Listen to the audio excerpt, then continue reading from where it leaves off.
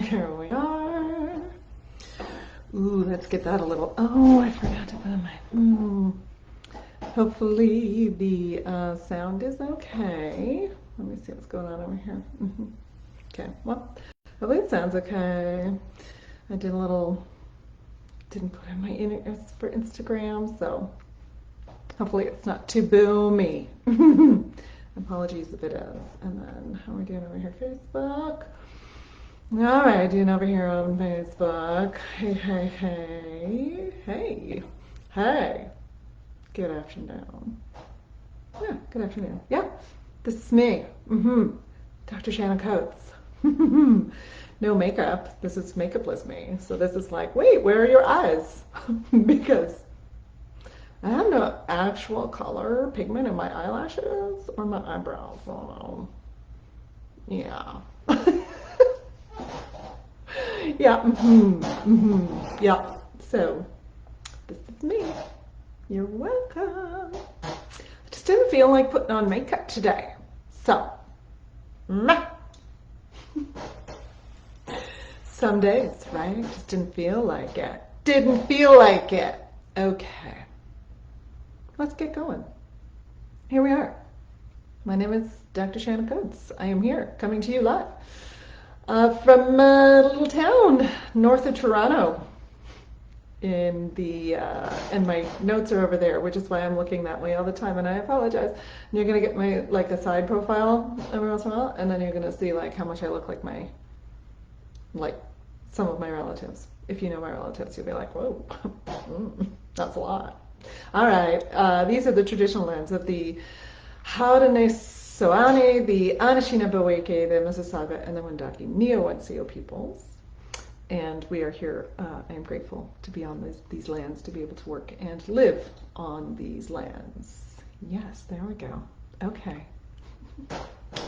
So today, ooh boy, I had a terrific couple of days hanging out with some voice ped peeps who I've known for an awfully long time. And so that was, had a lot of fun. And so now I'm like, this is why I'm like, come on, here I am, just coming back to reality. We're going to talk a little bit about child voice today. This is what I do. I develop resources and classes and courses for independent voice teachers specifically, other voice teachers, choral directors, education folks, folks in the classroom, etc. Also, as well, may like the things that I do. The upcoming classes in particular. So these upcoming classes, registration opens on Monday. The upcoming classes are Child Voice 101 and Adolescent Voice 101. And so Child Voice 101, both of these classes are super popular. Lots of folks have done them. If you did them last year, this will be more of a refresher if you do it this year. If you did it before 2022, if you did either one of these courses before 2022, you will find quite a bit of new information, and so it may be interesting for you to do them again. If you would like, it's sort of like the new edition of the book, updated, edited. So I think part of the reason, when I want to talk about this today, I want to talk about three sort of things that you may not, what did I say? Three surprising things. Three things that may surprise you about teaching kids, and perhaps one about teaching adolescents. And part of the reason that I am doing this, that I offer these classes, which are mostly anatomy and physiology. So what are the actual things that you might want to know that will take some of the fear, perhaps, that will take some of the anxiety around working with these voices away, that will help to sort of create a space where you feel like you have the tools you need to work well and efficiently and support child voice and expanding adolescent voice, folks who are singing through puberty. So that's what these classes are. They're basically like, here's the information that you may not have yet in terms of how the body is functioning and what the appropriate expectations are for child voice, for adolescent voice, for expanding voice. And one of the reasons that I do this class is so that people have more information, right? They have the tools, they have the things they need to feel confident teaching this voice, but these age ranges. But the information is secondary. For me, the information is secondary to unpacking some of the legacy of what we used to think about teaching child voice and about teaching adolescent singers. And so that's part of the reason, if you saw my posts from, I think 2 days ago, 3 days ago, I don't know, where I was talking about some of the things that I have heard, I have believed. There are many of these things I absolutely thought were absolutely true, and that I experienced, as well as things that I still see every now and again cropping up in the internets.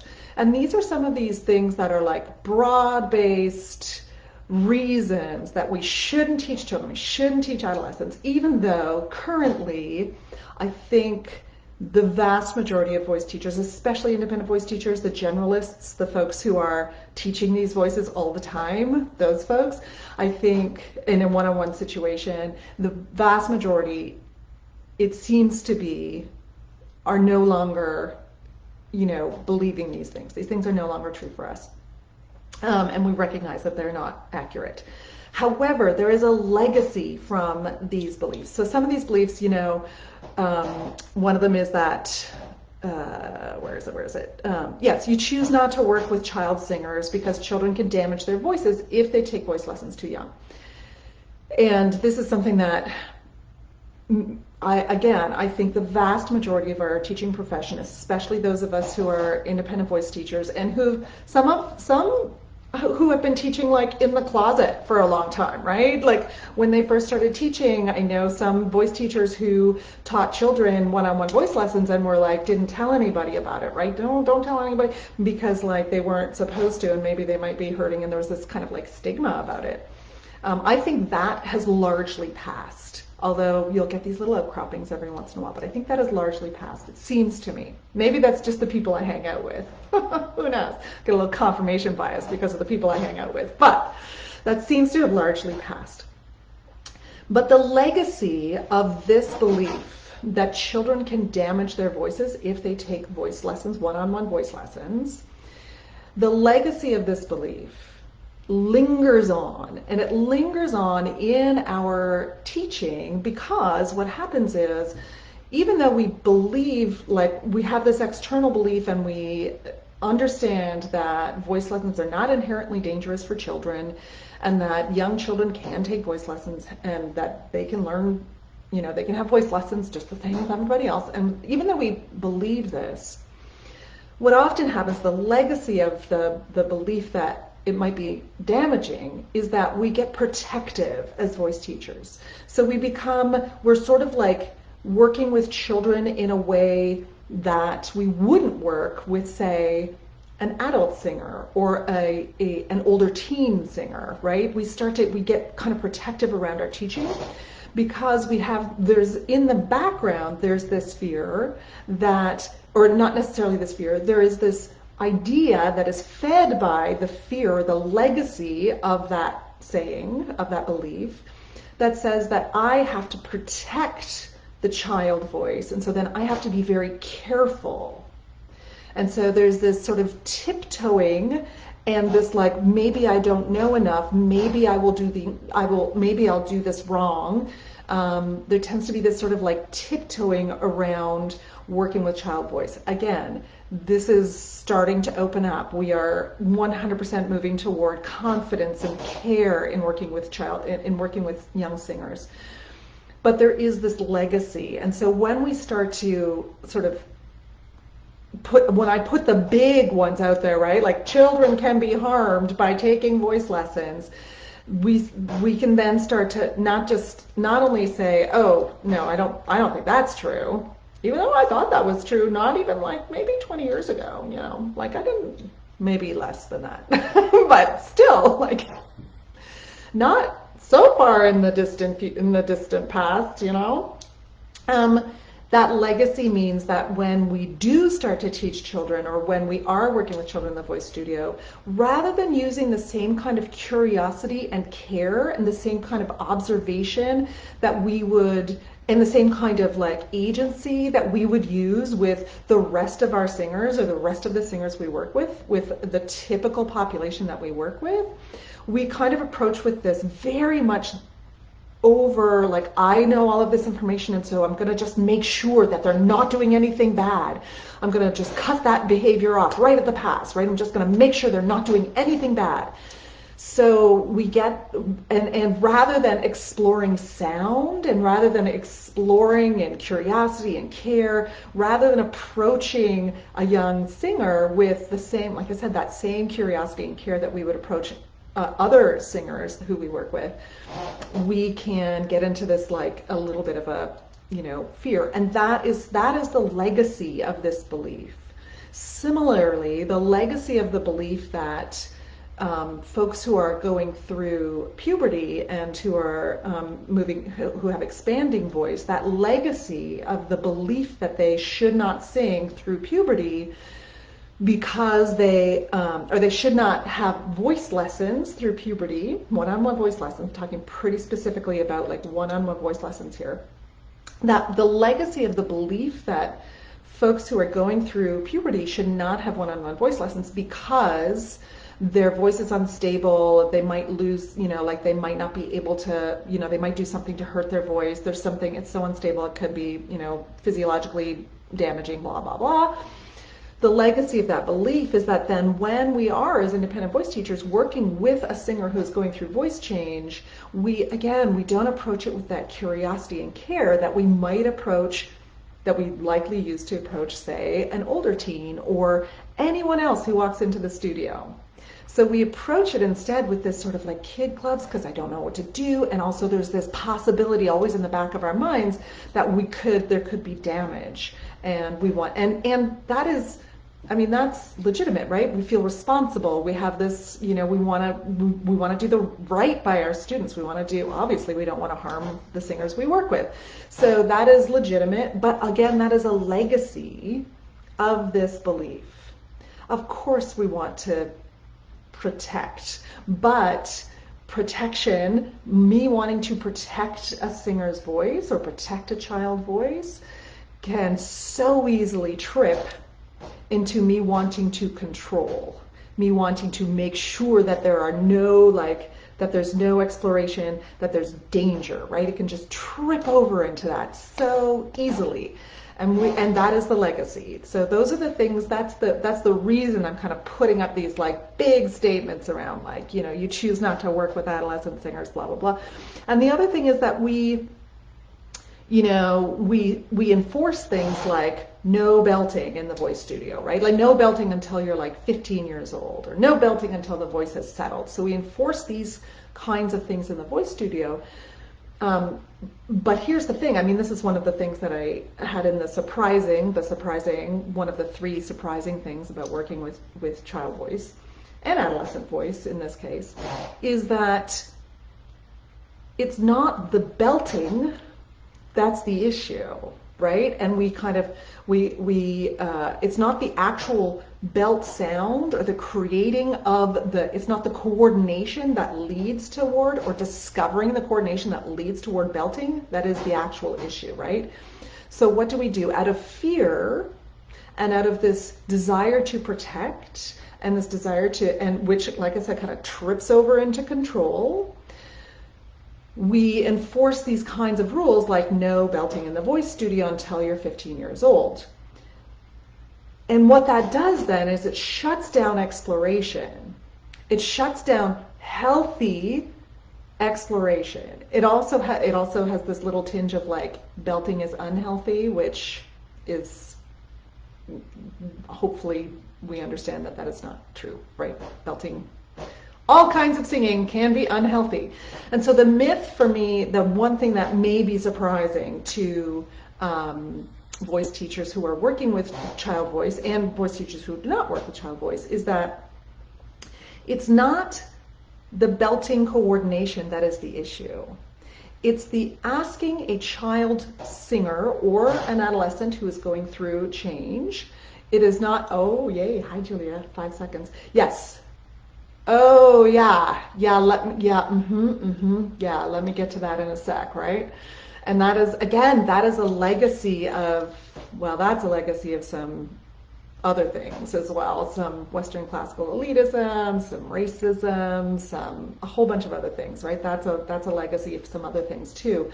But this also comes back to the child voice, where what we're saying to children is that we don't want this particular kind of singing, but really the thing that is not that can lead to these very challenging compensatory patterns, or that can lead to very challenging, to coordinations that are very challenging to undo, or coordinations that are going to affect singers' ability to find, ease and coordination later on, is when we're encouraging or asking young singers to sound like adults.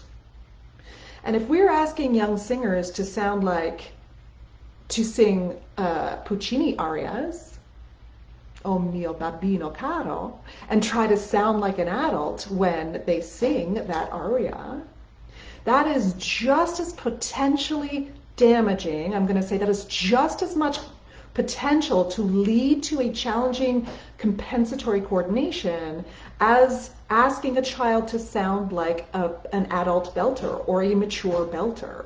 These are the same, they have the same potential for ongoing issues in ease of coordination, because we're asking a child voice or a developing voice to sound like an adult or a mature singer. So children can belt, yes, trying to sound like the next Renee Fleming, right? And it's especially challenging, like as a 17-year-old, that's one thing, but it's especially challenging if we're asking like 8-year-olds to try to sound like the next Renee Fleming. Like this is going to lead to very challenging compensatory behaviors.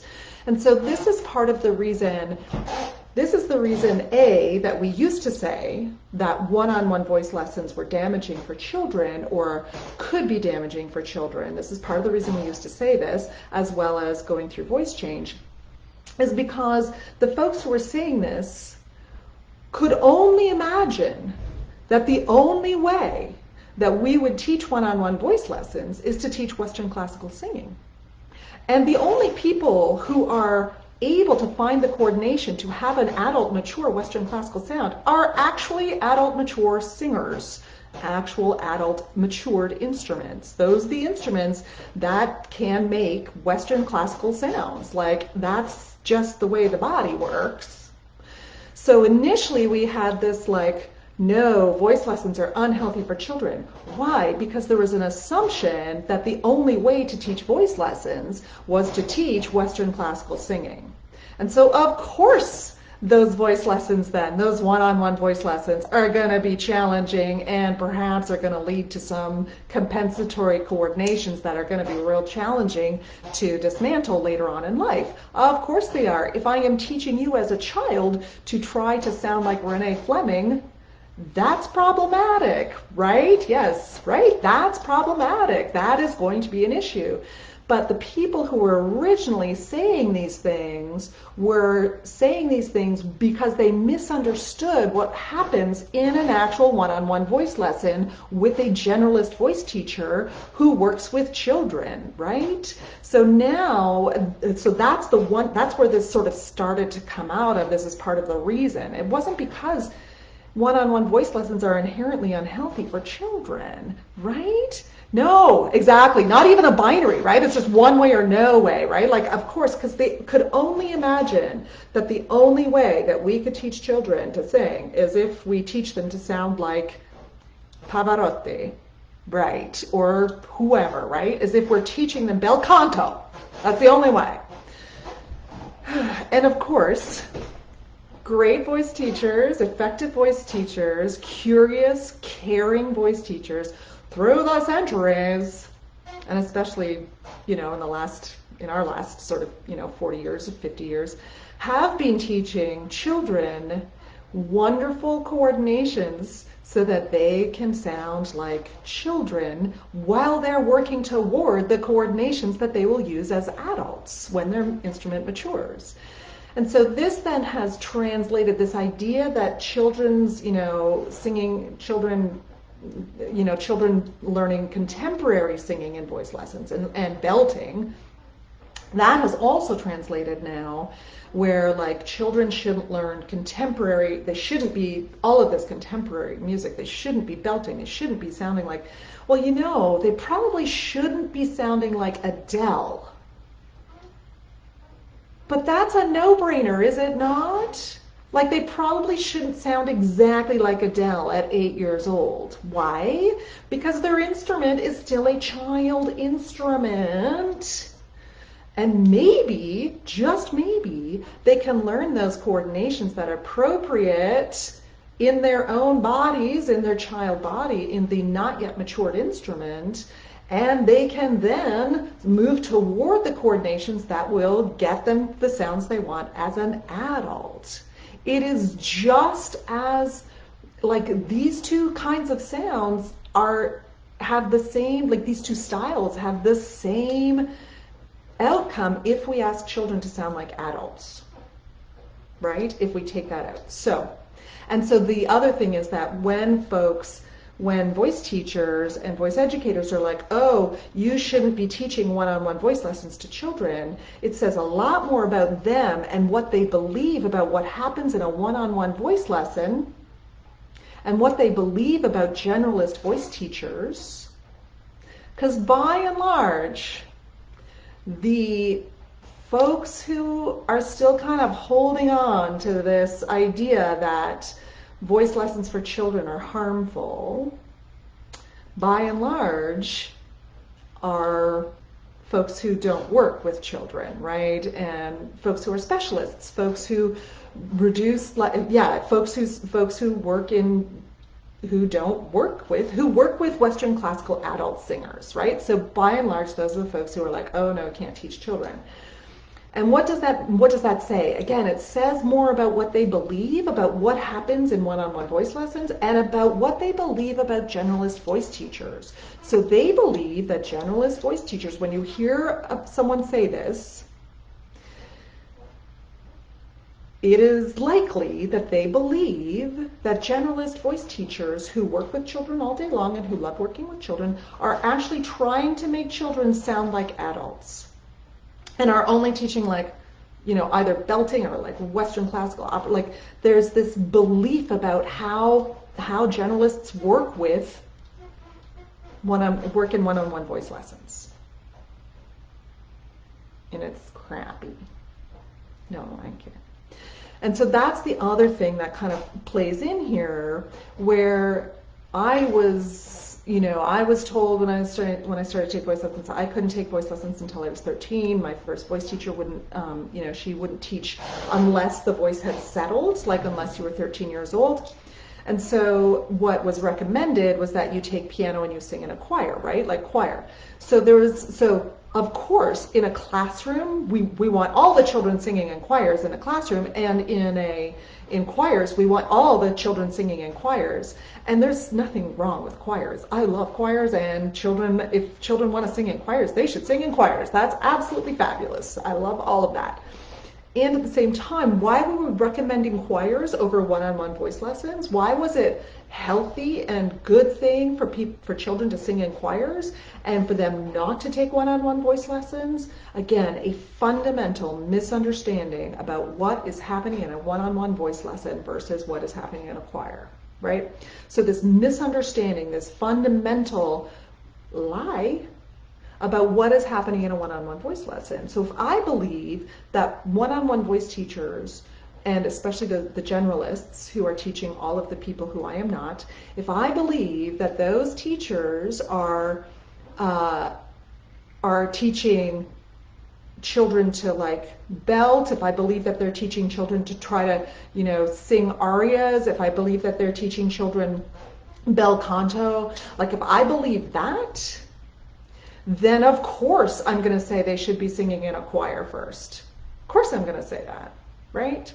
So there's a lot of yuckiness about that. And again, the legacy of these beliefs means that we often, as generalists, as voice teachers, who, especially if we've come through that academic pipeline, the legacy then is that I have some protective instincts around teaching children, which then trip real quick into control. Yeah, let me just see here. And I also have some fear around anytime I might hear a child doing something that might sound more like a yell than like a belt. Anytime I hear a child singing something that's slightly uncoordinated or doing something that sounds slightly uncoordinated, I have this fear about it, right? I'm like terrified because, oh no, they're learning a healthy miscoordination. Y'all, do you have that fear with your adult teens when they like sing something out of tune, when they overpressurize, when their sound is breathy, when they crack, when the voice cracks? Like, do you have that same fear with the adult singers you work with where, oh yeah, they're overpressurizing a little bit, oh, I see a little bit of tension there. Do you have that fear? Do you go immediately to, oh my gosh, I need to protect the voice? No. What do? You go like, okay, I see that thing that you're trying out there. Let's try this other thing.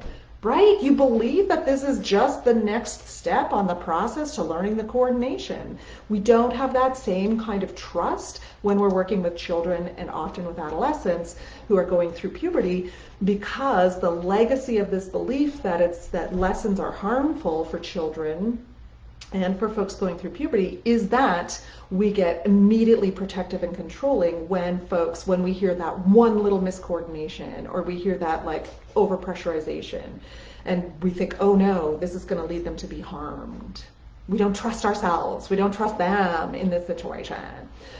Julie says, the voice studio, love all of this. I have so many sopranos in my studios that were told they could never belt and their sound was ugly if they tried belting. Absolutely. And like like I said, that's kind of a conversation for a different, well, I've done live office hours on this as well, but this kind of conversation, a slightly different conversation, but this is also the legacy around belting, right? So there's some legacy around belting, and like I bet a whole bunch of those sopranos, if they played around with some belting, they might find that their middle voice gets nice and robust. That happens all the time.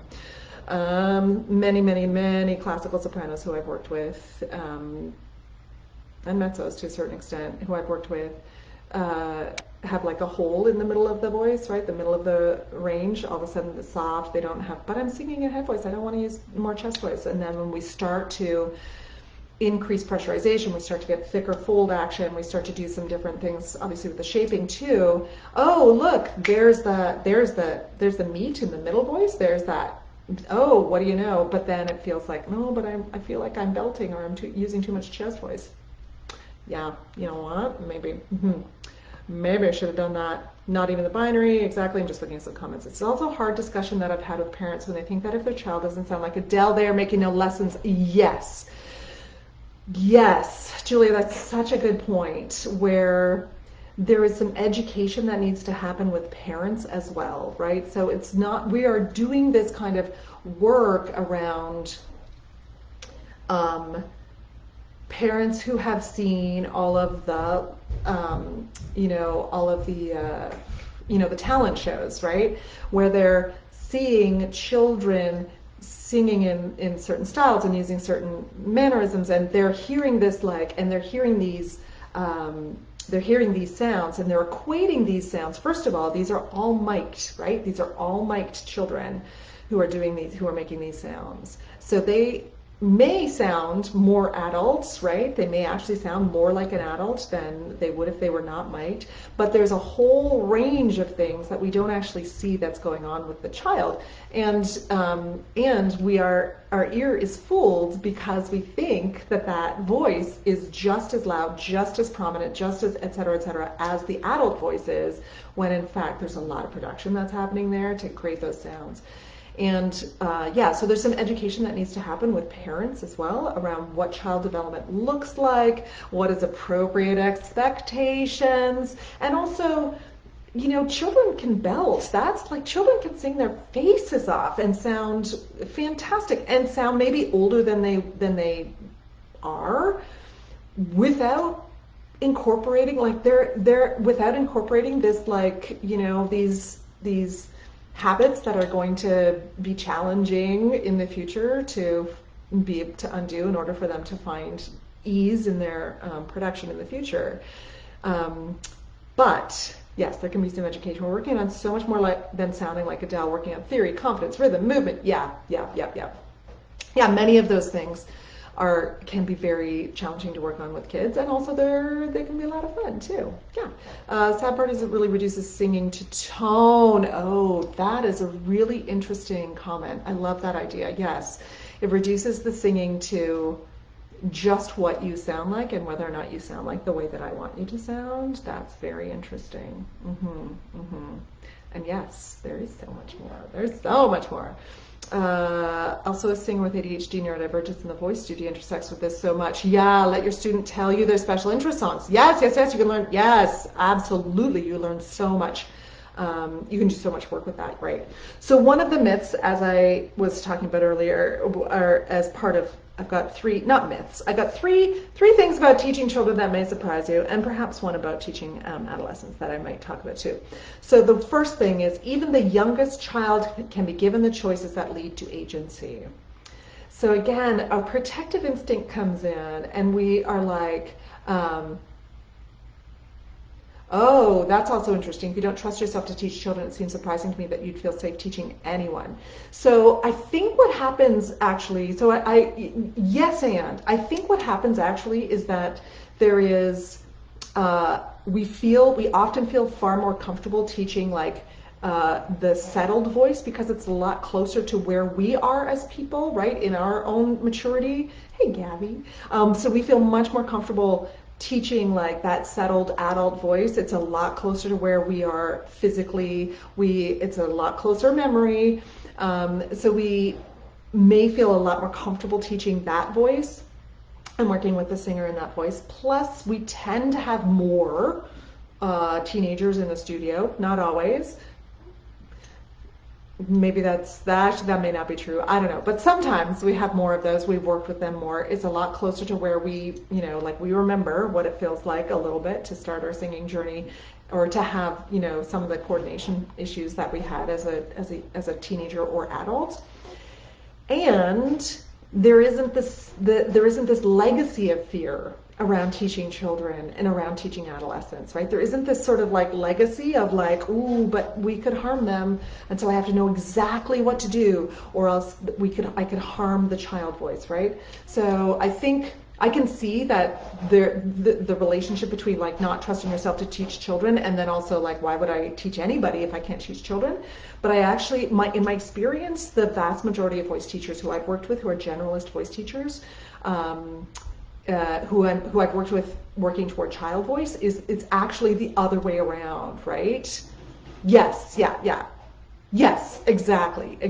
So yes, so you're going to feel, in general, we feel most comfortable teaching someone who is, closer to our experience, and perhaps who has had the same kind of, background as we have had, who's had the same kind of hormonal influences through our puberty, etc., right? So we may have that same kind, like it's a little bit more comfortable. And then, like I said, there isn't that same background or legacy of like, oh, but should you really be teaching child voice? So even the youngest child can be given the choices that lead to agency. Again, a little bit in this background of like, you can harm children, but also in our Western classical educational system, our parenting choices, like all of these things can come into play where we believe that children need to be taught behaviors, they need to be taught compliance, they need to be taught how to do things. And if they don't, often there's that fear background. If we let them, have choices, they're going to make the wrong choices. They're going to do things that are going to hurt them. They're going to, they don't know yet what they want, and so they're going to blah, blah, blah. And so this is where, again, we get into a little bit of confusion maybe around what it means to support student agency in the voice studio, what student-led learning looks like in the voice studio. So supporting agency and student-led learning is not about a free-for-all, you get all the choices and I just come along, right? Like that's not what it's about. It's about recognizing where the singer is in their learning journey, in their journey towards student-led learning, in their journey toward agency over their voice, and supporting them to get farther along on that journey. So in general, 5-year-olds are not necessarily, some of them are very much in charge, and that's fantastic. And some of them are not. In general, 5-year-olds, 6-year-olds, young singers are not necessarily, love. Yeah, the classical education pipeline. It's the pipeline, yikes. Oh, yeah, if we don't do it now, how will they know their learning style and how will they learn in the future? Yeah, exactly. I'm so glad that resonated. Yeah, like this is the thing about, we need to recognize where they are, and then we need to adjust and start to support them moving along in that journey. So in general, folks coming into the voice studio, it doesn't, many adult singers coming into the voice studio, many teenagers coming into the voice studio do not have a sense of their own agency or what they want, especially if they've come through Western educational systems, especially if they have come through that Western classical pipeline, right? So many times they don't have an idea of what they want, and that's fine. And or they have an idea of what they want, but they want you to feed it to them, like little mama bird and their babies. Okay.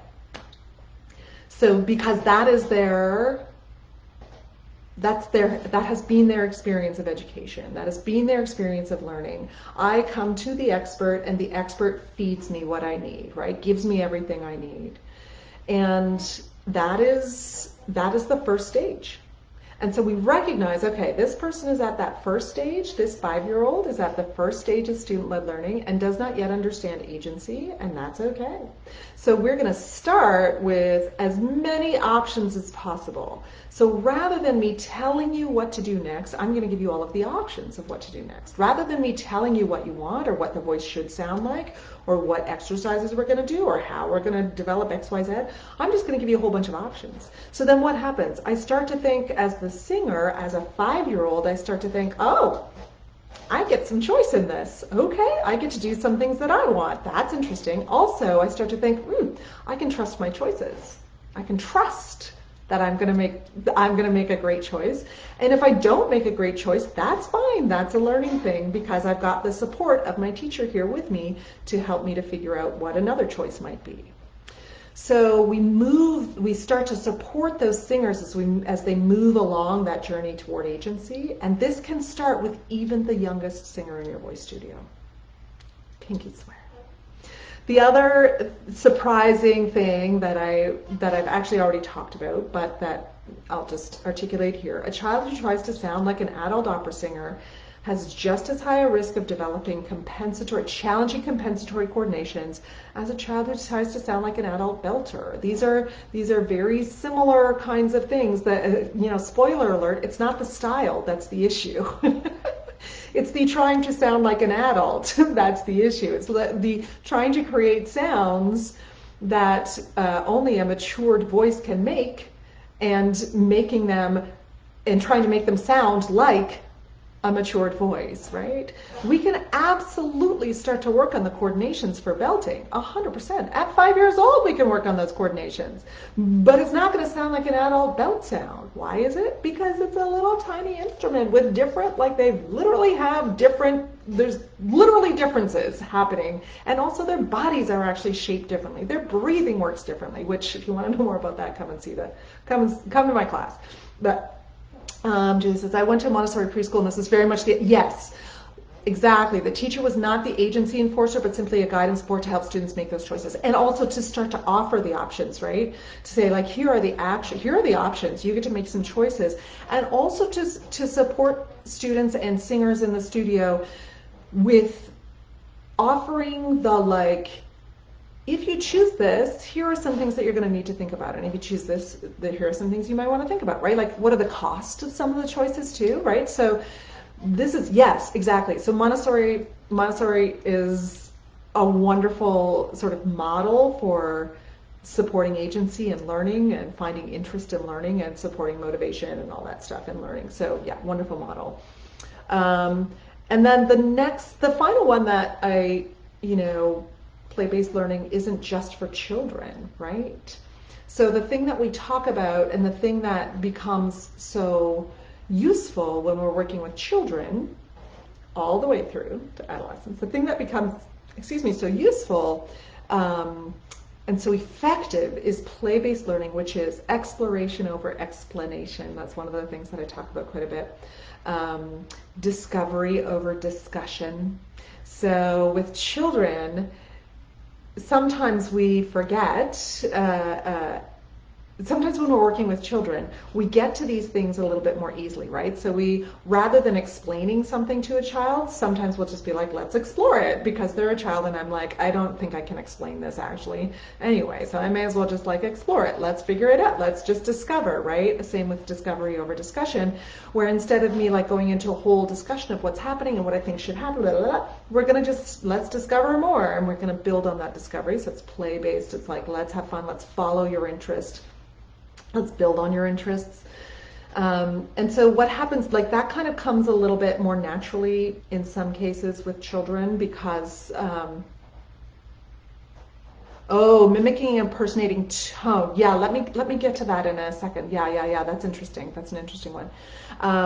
And then we sometimes like forget that this is actually a wonderful, efficient, effective way for all singers of all ages to learn. The play-based learning, where we're exploring versus explaining, where we're discovering versus discussing.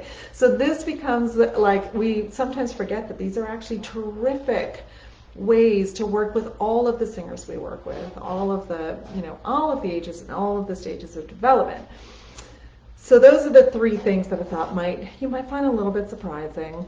Maybe not. I don't know. These are the things that we explore when I'm working in one-on-one, when I'm working in the VoicePed, the VoicePed undegree. So folks who are interested in working with me for 8 months in the VoicePed undegree, these are some of the ways that we explore, and we work very intentionally around developing these tools and what they look like in practical application. And then these are also some of the things that, when I'm working one-on-one with a VoicePed VIP day, same thing, where we're working to like develop these intentionally. And to start to say, oh, look, you're doing this wonderful play-based learning with this 8-year-old, and then why did it suddenly switch over when you are working with this 18-year-old? Why did it switch over? Why did you choose a different kind of learning and a different kind of teaching? Why? So yes, let me talk about the adolescent one in just a minute. Let me just get back to this comment. Francis, I often say that mimicking and impersonating tone is more strenuous to the voice regardless of age. Yeah, so mimicking and impersonating a tone that is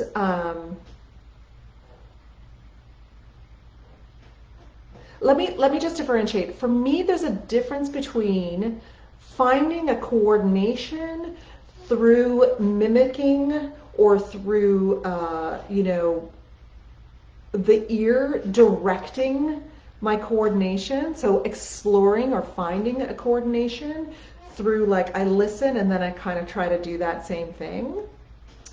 I love that, and I love that in terms of play, and I love that like there's a playfulness and an exploration there that can be so it can be a really effective way to learn a new coordination. And in fact, I encourage folks to do more modeling in general, more demonstrating and more modeling and more discovery in their teaching, more sort of like discovery work that way in their teaching in general. Usually when folks work with me, I'm like, well, what would that sound like in your voice? Why don't we try it out, right? So we're working toward discovering coordinations. And for me, that's separate from the challenge that comes in when I am mimicking because I absolutely want to sound exactly like that person. And so then I'm like locking in coordinations, if you will. I'm creating compensatory patterns to sound exactly like that person. But I think it's very useful and a lot of fun and a really deep way of learning actually when we do some healthy, I don't like the word healthy. Let's say when we do some curiosity-based, exploration-based, discovery of coordinations based on like what we have to do. It's necessary for learning, but it is more fatiguing. We have to watch how much of it we are engaging in all day. Oh, I'm gonna boot back on that a little bit as well. I'm gonna boot back on that for sure. I think that is something that is not necessarily true. True.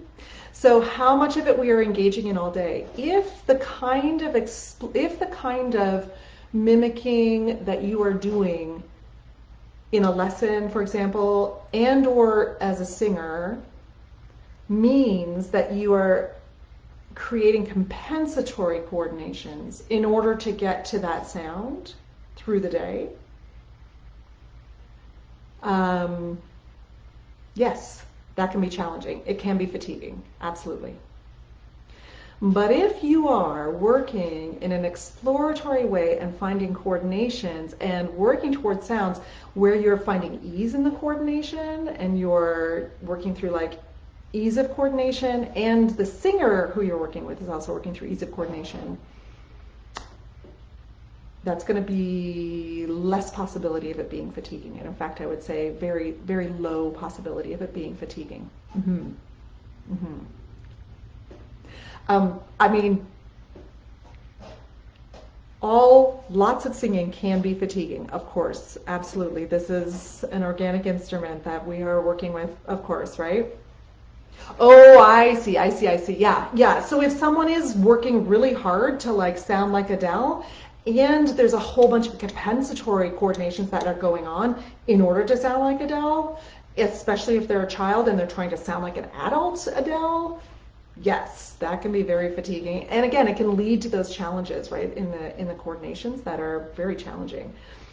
And then on the other side, if I'm going toward Adele and I'm finding the way that I coordinate, and I'm also we're a little off topic. Let me. I can't help myself. Let's go a little bit off topic. The other thing that comes in here is when I'm working with singers who want to sound like Adele, for example. Oh yeah, you could learn a ton, right? So when I'm working with singers who, for example, want to sound like Adele, what I try to do, especially with children, especially with adolescents, what I try to support is discovery of what it is about Adele's singing and or voice and or style that you love. Because no one can sound like Adele except Adele, which we know, right? And if you try to sound like Adele, unless it's your job and you're like an Adele impersonator, right? Oh, I see. Yeah. Fatigue is absolutely a thing to watch. Yes. And fatigue can really be an indicator that like coordination we still haven't found that coordination, right? The ease in coordination, 100%. Yeah, I see where you're going now. Yep. Yeah, exactly. So when I'm working with a singer who's trying to sound like Adele, for example, what I'm asking them to consider and what we're seeding and what we're trying to sort of discover is, what is it about Adele that you love? Is it the power? Is it the soulfulness? Is it the communication? Is it the warmth in the voice? Is it the ease moving into, another register? Is it blah, blah, blah? We try to kind of really parse out what is it that you love, and then what of that do you want to hear more of in your own voice? Not how much more like Adele do you want to sound, but how much more like Adele's warmth do you want in your own voice? Or how much more of this power ballad kind of sound do you want in your voice? So again, that's a little bit off topic from working with children, but still very much toward working with children and adolescents and all of the singers we work with, especially when we're working with children who want to sound like an adult, so if we can start to say, hey, what are the things you actually love about Adele? Let's figure that out. Ooh, you love the warmth? Amazing. Let's see how much warmth we can figure out in your voice. Let's find all of the things that will help you to have the warmth that you have available to you right now in your voice. So you can see that then hopefully then can kind of move us. First of all, that gives the child more agency. They learn in a different way, right? I'm not just trying to sound like Adele, and I also start to have language for to describe what I actually love about singers, about songs, about music, about singing. Like, what are the things that I actually love? I start to have that language, right? Yeah. So then I start to be able, that gives kids agency, right? Like, that helps young children to be able to start to say, oh, I mean, I love how my body moves to this music. Okay, so what is it about it? Is it the rhythm? Is it the tempo? Is it the instrumentation? Is it whatever, right?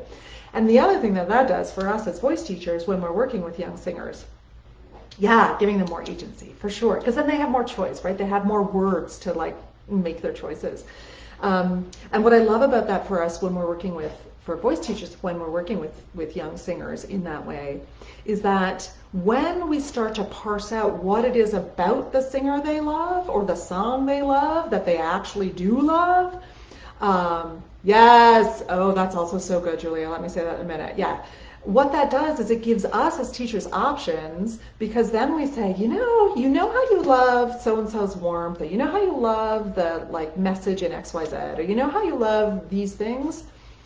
I found like these 6 other songs by these 6 other artists, and also, these 6 other blah, blah, blah. And I would love for you to take a listen to them. I think that some of them might have the same kind of warmth that you love in Adele's voice. I think. So this starts to open up, and also, again, starts this conversation where children realize, I get to make choices. I get to have an opinion. I get to trust my opinion, and I get to make choices, of which is agency development, right? And this also goes along with what you're saying, Julia. It also helps the psychology of their singing, not having their parameters of success be if they can imitate their favorite singer. Exactly. Their parameter of success is what they find. Yes, how they find their own voice through those artists. Oh, I love them so much. And also, it starts to help them to define not just like, oh yeah, this is a, I really love Adele and I want to sound like Adele, right? Like, it helps them to be like, oh, I don't actually want to sound like Adele. I just want to move people the way Adele does, and I want to use that kind of like soulful language to move people or whatever. Yeah, I love that. Let me say one thing that may surprise you about working with adolescent singers. And again, this is something that I do talk about in the adolescent voice class. The one thing that may be surprising is this. There is a lot of change. This is not the surprising part. There's a lot of change that happens in the adolescent voice as they're moving through puberty. There's a lot of change. And obviously in some voices, there's more change than in others. If you're going through a testosterone-influenced puberty, there tends to be a lot more change than if you're going through an estrogen-influenced puberty. However, all of that change, you can, as a voice teacher, you can trust yourself to know when the singer you're working with when you need more information about what is going on in the voice versus I just need to stick it out until they get through puberty. You can trust yourself to know this information. Here's what I mean. A singer you're working with, this came up recently in a discussion we were having, actually in the Speakeasy Cooperative. And so, for example, a singer who you're working with, a singer who you have been working with, and who is 10 or 11, so possibly going through puberty, possibly likely at the beginning stages, and perhaps not necessarily in the full-on, tons of changes yet. says they has ongoing hoarseness. So you worked with them for 3, 4, 5 months, maybe even a full year. They've been hoarse that entire time. Their speaking voice is also hoarse. They're missing pitches in their range, and there's a lot of compensatory patterns getting to, finding, being able to even sing. Some days they can't sing at all. And at no point can you find clarity. So there is no point in this sort of ongoing time where straw exercises, NG exercises, humming, SOVTs obviously exercises, where there's clarity or ease in the phonation at no time. Like you just have never heard clarity or ease in the phonation. That you can trust when you have done all of the things, like seeing whether there's clarity, like watching for a little while, etc., and asking. So in this case, the voice teacher asked the singer and the parents, like, is this typical? Does this happen, all the time? Blah blah blah. And the singer says, oh no, this is just how my voice is. This is normal. So when the singer says it's normal and they're hoarse all the time and they cannot phonate well or with clarity, you can trust your own teaching. You can trust your own ears. You can trust to be able to decipher when a singer is experiencing hormonally related changes to the voice and the voice quality and phonation patterns versus when we need to have more information. In other words, when I need to maybe send the singer to have a scope done because I need more information. You're allowed, you can trust, even when okay, I know that this person is going through puberty, and so there's likely going to be some hoarseness, and there's likely going to be periods when they cannot produce clarity, and there's likely going to be blah, blah, blah. There's going to be all of these other things. There's going to be maybe some squeezing. There's going to be compensatory patterns. All of those things. Trust that you are able to differentiate between hormonally related disruptions to the singing patterns and something where you need more information about what's going on in the voice. Trust. You can trust. The legacy of, and that is not about pathologizing the voice, right? That's not pathologizing, and that's not pathologizing hormonal changes. What that is saying, I am not sure that this is fully related. It may be absolutely related to hormonal changes, but I'm not certain about that. And so I want to be certain. I want to know, I need more information about what's going on here. And it's not just, and that's not pathologizing, that is asking for more, the information that you need. Yes. Oh, yes, Julia, absolutely. There's so much shame that comes with teaching voice when students hit a wall in their singing. Absolutely. And it also doesn't make you a bad voice teacher if they need that scope. No, in fact, it probably makes you a better voice teacher. Why? Because you know that what is happening in the voice is beyond, you need more information. You need more information. That's it. That's all that is. That is not pathologizing. That is not pathologizing hormonal change either. It's just, I need more information. And maybe it is just hormonal changes. That's fine. No harm, no foul.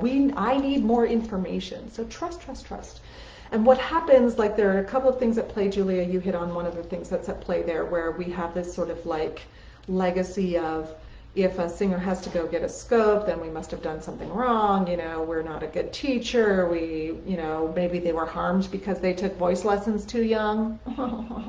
Or maybe they were harmed because they were taking voice lessons through puberty. We all of that is there. That sort of like shame factor is there, right? But this is also part of the legacy of singers shouldn't take voice lessons through puberty because they can harm their voice, right? This is part of that legacy, that thing that hangs over us, where if we do hear something going on in the voice that we're just not sure is part of the hormonal change, we think, uh-oh, maybe I did something wrong. Like maybe there's, right, this legacy of like not trusting ourselves to hear when something is not functioning the way that is expected. We don't trust ourselves. And part of that is that legacy of fear, and part of that is, aw, love, love, love, love. Heart note, yeah, children often make us less money but afford us the most reward. Beyond anatomy and technique, a voice teacher has such an important role in a child's life. Teachers of shame resistance. I love that. Teachers of shame resistance. I love that. I love that. I also think that there's a way that you can have just as profitable, like it can be just as profitable to teach children as any other population in the studio, for sure, for sure. Lots of folks do group classes for children. Look up Nikki Loney if you haven't already. I'm sure everybody who is watching this probably knows Nikki's stuff.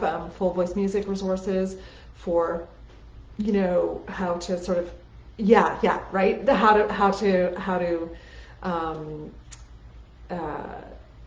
work in group settings, and not like, I'm not talking about mini choirs here. I'm talking about group voice lessons. That is different from mini choirs, right? Group voice lessons, which can then be very rewarding, of course, very rewarding, and of course also then ensure that we are still thriving, that we're still thriving in terms of our financial success.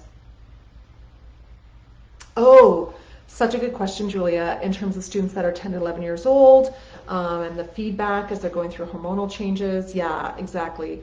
Let me touch on this. I do talk about this in the adolescent voice class as well. So let me just sort of touch on this a little bit here.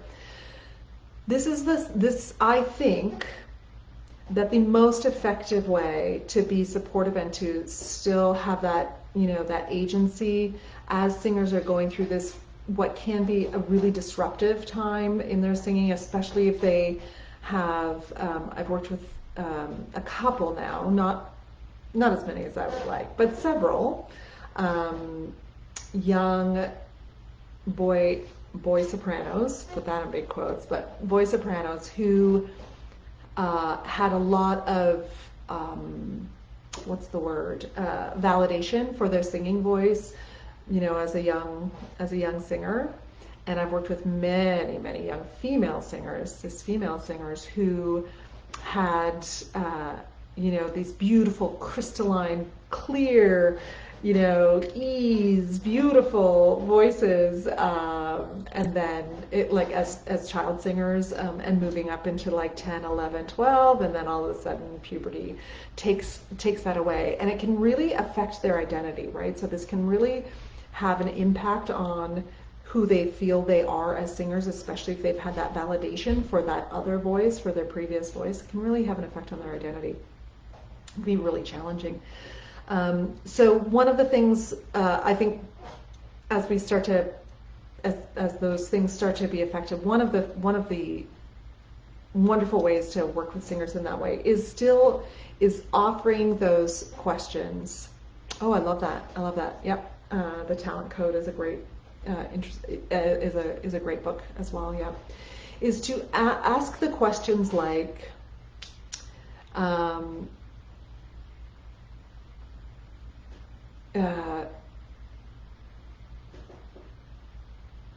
Where is the most ease in your voice right now? What is your favorite sound right now? What are you singing the most right now? What do you love about your singing right now? What's the easiest part of your voice? So we're asking, this is part of the find over fix principle, pedagogy principle, that I work with a lot of teachers around as well. and I got that from Cindy Dewey, but that the idea of we're going to work toward and acknowledge and recognize and build on the things that you love about your voice. And maybe there aren't things you love. Let's also then let's work on the things that where you find the most ease. And even if it's only 60% ease, that's fine. I'm not looking for 100% ease. I'm looking for 60% ease. Or which pitches are your favorites to sing right now? Which ones? So we're working on what is your favorite thing? What do you love? We're looking toward that find versus asking, oh, what can't you do today? Yeah. What part of your voice is the most hoarse? What are we going to have to change today for you? So because you can't sing today. How can we make sure that you still stay in tune because you're singing out of tune now? Okay. So what are we asking instead? I'm going to ask for what I want. That's what I say. That's my principle. Ask for what you want, which is, or what do I want to hear more of the voice, which is, what's your most clear sound today? Which note is the most clear? Which note is the most in tune? Which one feels the easiest to produce, right? Yeah, so you're building on that. Oh, good. Yeah. Looking for percentages. I love percentages, working with percentages. Talent code. The other one that I think is really useful, just in terms of books, is, and for voice teachers and working with singers, is range. Range. David Epstein, I think, is the author's name. Range. Just gets you out of this idea of like specialization and needing to have to be uber focused, and how having a larger perspective and having more experience in various ranges. Gives you this it can be more useful. Can give you a different. So that's the other one that I enjoy as well, that I think is terrific. Okay, I have been here talking long enough, and both are on Audible. Yes, they are. I have been talking long enough. As I said, the Child Voice and Adolescent Voice 101 classes, the two for registration opens on Monday. They are on the 25th and 26th of July. If that is an area that you are interested in learning more about, I would love to see you there. Amazing. Take care. Let's end that. Oh gosh. Hey, Facebook, let's end you now too. Look at that. End that.